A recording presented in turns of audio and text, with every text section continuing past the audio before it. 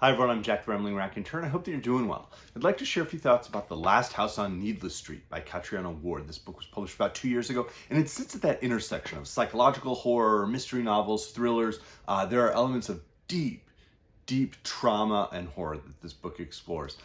We open with a character named Ted, and Ted's first memory is that today is the anniversary of Little Girl with Popsicle.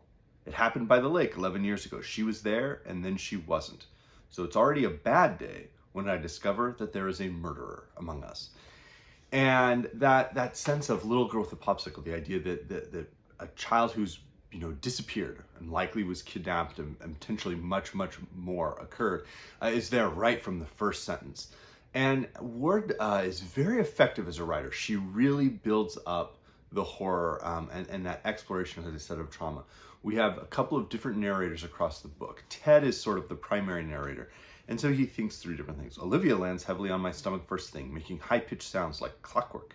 If there's anything better than a cat on the bed, I don't know about it. I fuss over her because when Lauren arrives later, she will vanish. My daughter and my cat won't be in the same room.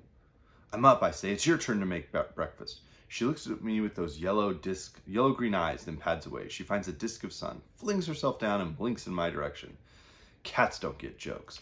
And so Ted is a very interesting narrator that we start with because his initial paragraph there is about the fact that 11 years ago, a little girl who is remembered in a picture with a popsicle just disappeared.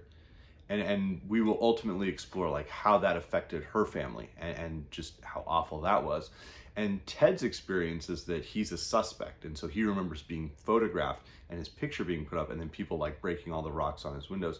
And Ted lives alone. He doesn't seem to have he at one point had a job as a mechanic, we'll learn, but he lives alone, and so we see his perspective of sort of feeling like everybody suspects him for anything that goes wrong, and that if someone in the cul-de-sac, something happens to them, of course he's expected to be responsible, and how he sort of perceives and fits himself into society.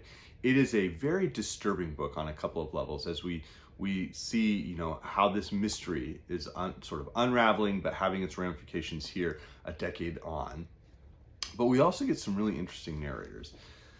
Ted's cat, for example, is the second narrator of the book. Olivia the cat begins, I was busy with my tongue doing the itchy part of my leg when Ted called for me. I thought, darn it, this is not a good time. But I heard that note in his voice, so I stopped and went to find him. All I had to do was follow the cord, which is a rich, shining gold today. He was standing in the living room. His eyes were gone. Kitten, he said over and over. The memories moved in him like worms under the skin. There was thunder in the air.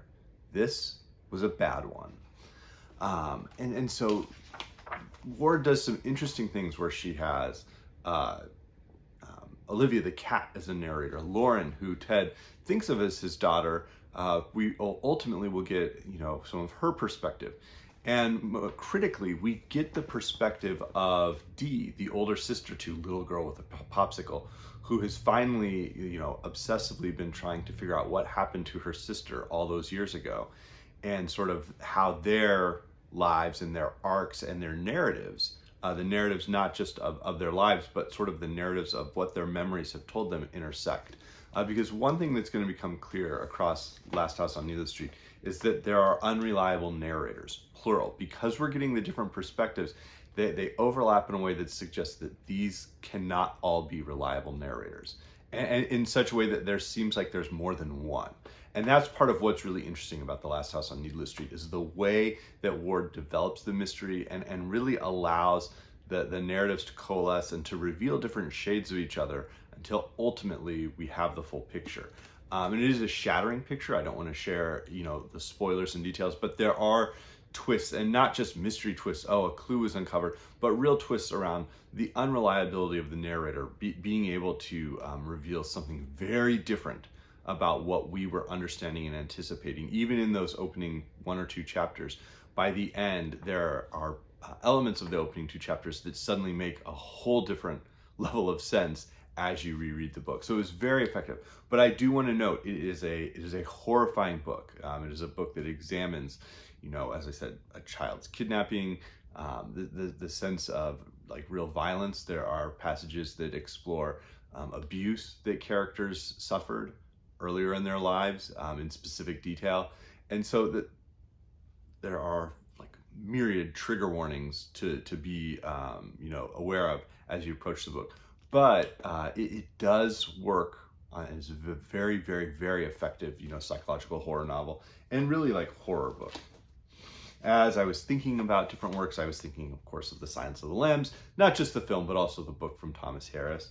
I was thinking of David Peace's 1983. This is the last book in his Red Riding Quartet. And earlier books had sort of examined, like from a journalist side or a police officer, like detective side. This book really gets into the idea of like closer to being a narrative from the point of view of the victims as narrators of what had been occurring across the Red Riding Quartet. And it is a very dark and unpleasant and like it's the type of book that you almost don't enjoy as you're reading it, because it reveals just the worst of society, but it's very effective at doing that.